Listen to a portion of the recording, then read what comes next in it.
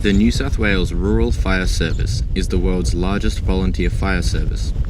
Over 73,000 volunteers make up the organisation, with these members responding to over 24,000 incidents across the state in the last year.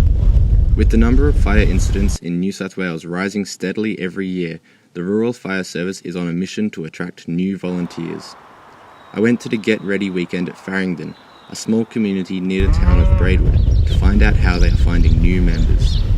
I sat down with the brigade's training officer Ben Brady and asked him why he first joined. I think the initial motivation was because we were building. I wanted to understand a bit more about how to protect their property and be aware of the risks of fire in a rural environment. So, and it was, I guess, in some ways a little bit self-preservation, I suppose, not trying to look after my own assets.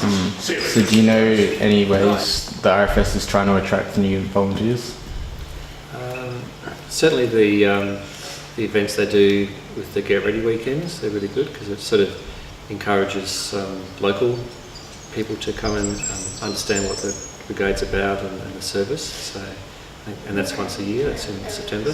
So I think they're a really good opportunity. Some of the other things, they've got a really good website, really good information about fires that are happening and how to protect your property, but also if you want to get more involved at a more formal level and join a brigade, there's plenty of information. Looking back across the past 4 years, the total number of incidents has risen while volunteer numbers remain stagnant. This is something Ben has noticed, with more fires meaning there is more pressure on volunteers. I'd probably say more actually. In my earlier times, I didn't really go to a lot of incidents, maybe one a year perhaps, but lately it's been maybe 2 or 3 a year. And there's also probably more planned incidents, planned burns. Planned incidents, such as hazard reduction burns, allow members of the community to clear up their property of fuel like dead leaves and branches. This not only makes their property easier to protect in the case of a bushfire, it does it in a safe and controlled manner that teaches non-RFS members useful techniques and creates a dialogue between the local brigade and property owners in the area.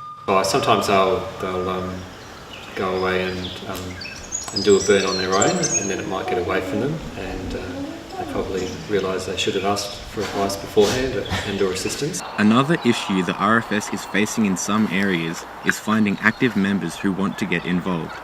Peter Munday is a great example of one of these volunteers, but he says it is vital for new recruits to go to fires and build essential experience. Certainly the courses are good, but you have to put effort in yourself. You've got to be prepared to go to fires to